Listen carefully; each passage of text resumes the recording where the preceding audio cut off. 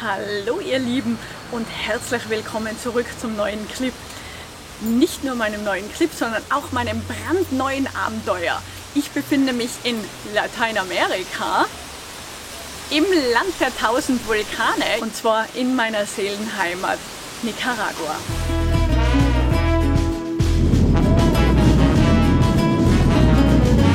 Estimados pasajeros, sean todos bienvenidos a Managua, Nicaragua. Vor 10 Jahren bin ich das erste Mal hierher gekommen nach Nicaragua. Es war eine göttliche Fügung mit meinem Studium. Ich habe hier Kommunikationswissenschaft ein Auslandssemester gemacht und mich sofort in dieses Land verliebt. In den darauffolgenden Jahren war ich immer wieder hier und bin dann sogar hierher ausgewandert und musste dann leider vor 3 Jahren wegen dem Bürgerkrieg, politische Unruhen wieder zurück nach Europa. Davon erzähle ich euch mehr in den nächsten Wochen. Oh mein Gott, ich kann es nicht glauben. Ich bin zurück in Nicaragua und Ricardo, mein Taxifahrer des Vertrauens, holt mich ab, ist super pünktlich. Und jetzt geht's zurück nach León.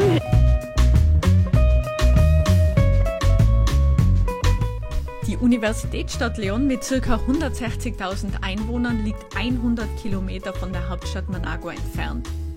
Nicaragua liegt übrigens in Lateinamerika, um genau zu sein in Zentralamerika, zwischen Costa Rica im Süden und Honduras im Norden. Nach 2 Stunden ist es endlich soweit. Ricardo und ich fahren in León ein. Und da entdecke ich auch schon eine Neuigkeit. Eine neue Statue von Rubén Darío, dem weltbekannten Autor und Poeten Nicaraguas, thront über den neu konstruierten Park. Vieles Neues ist in der Stadt zu entdecken, doch einige Dinge werden sich hoffentlich nie ändern. So passieren wir das Wahrzeichen von León, links die Weiße Kathedrale und rechts den Mercado Central. Hay extranjeros. Mira las calles al centro. Solo yo. Solo uno. Solo Maggie. Solo más. Mira, no hay ni uno abajo, ni uno. Donde antes miraban muchos extranjeros.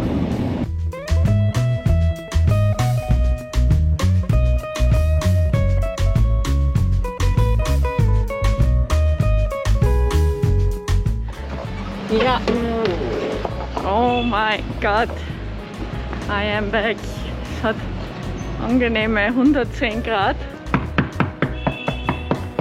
Die ersten Tage zurück hier in meiner Heimat León sind nicht ganz so verlaufen, wie ich mir es vorgestellt habe, denn ich habe die ersten Tage im Bett verbracht und leidend, denn es ist momentan das heißeste Monat im Jahr.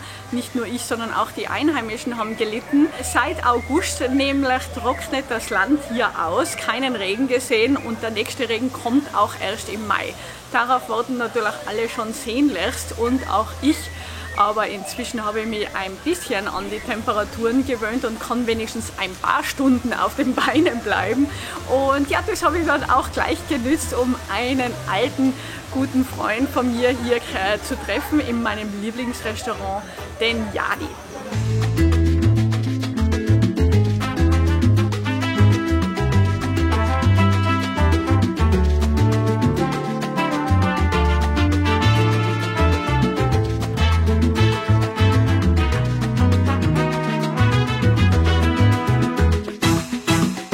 Zu dieser Bohnensuppe muss ich sagen, gibt es natürlich eine Geschichte, und zwar ist es wirklich eines der abgefucktesten Restaurants, darf man so nicht sagen, aber wirklich eines der abgefucktesten Restaurants in León.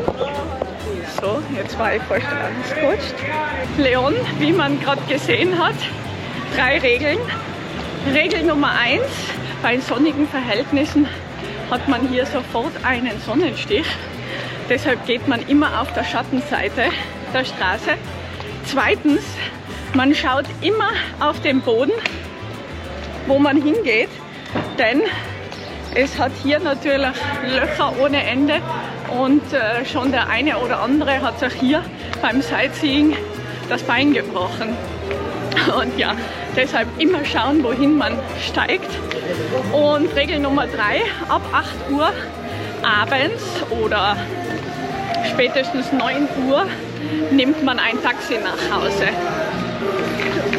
So, schon wieder ausgerutscht. So, meine Lieben, jetzt sind wir da. Ich bin ungefähr eine halbe Stunde zu spät. Das dürfte immer noch ungefähr eine Stunde zu früh sein, denn in lateinamerikanischer Zeit gibt es ja wirklich keine Pünktlichkeit. Aber auf den Yadi kann ich mich normalerweise verlassen. Jetzt schauen wir mal, ob der Yadi schon da ist.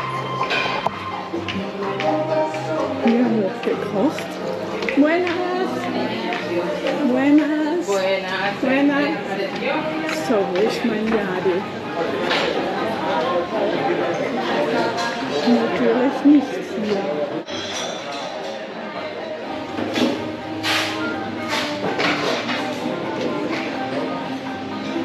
Jeder nicaraguanische Präsident hat hier angeblich schon diese Suppe gegessen.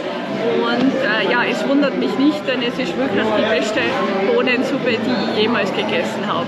Wie ich es vermutet habe, Yadi ist noch nicht da oder kommt auch nicht, wer weiß es. Ich habe inzwischen schon die Suppe bestellt und werde sie alleine genießen mit euch.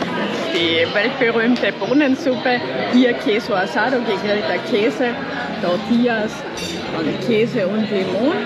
Und wie macht man das jetzt? Als erstes kommt der Käse hier rein, dann quetscht man die Zitrone hier rein.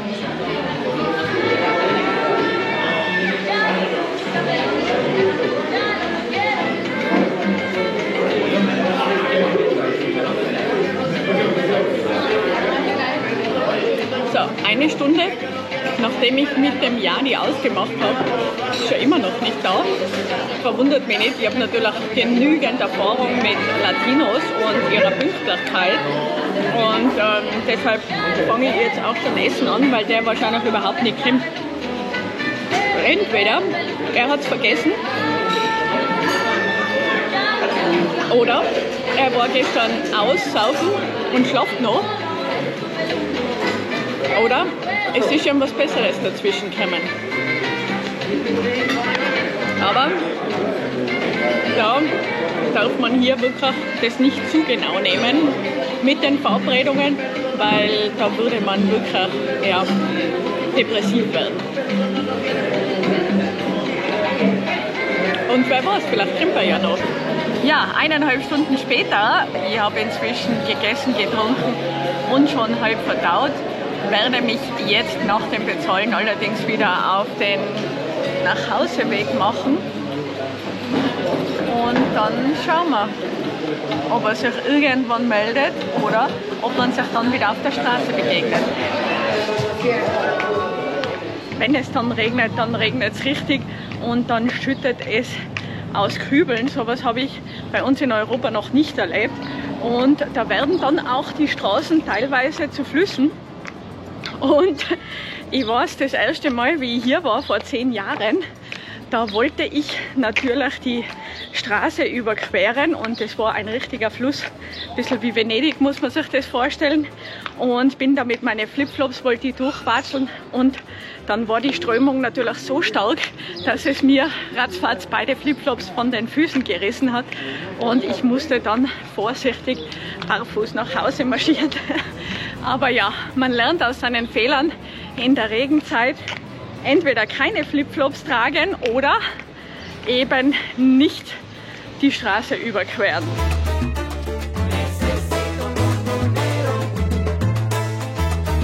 Jetzt nach meinem Moped-Abenteuer war das natürlich die erste Anlaufstelle, hierher zurückzukommen. Die politische Lage hat sich beruhigt und trotz Corona kann man einreisen. Und ja, diese Chance habe ich genützt, nicht nur um mein altes Haus auszuräumen und endlich meine Sachen zu entsorgen, sondern auch um euch dieses wunderschöne Land etwas näher zu bringen. Danke ihr Lieben, dass ihr wieder mit dabei wart. Wir sehen uns am 10. wieder und da werden wir noch tiefer in die Kultur eintauchen und uns Leon noch näher anschauen.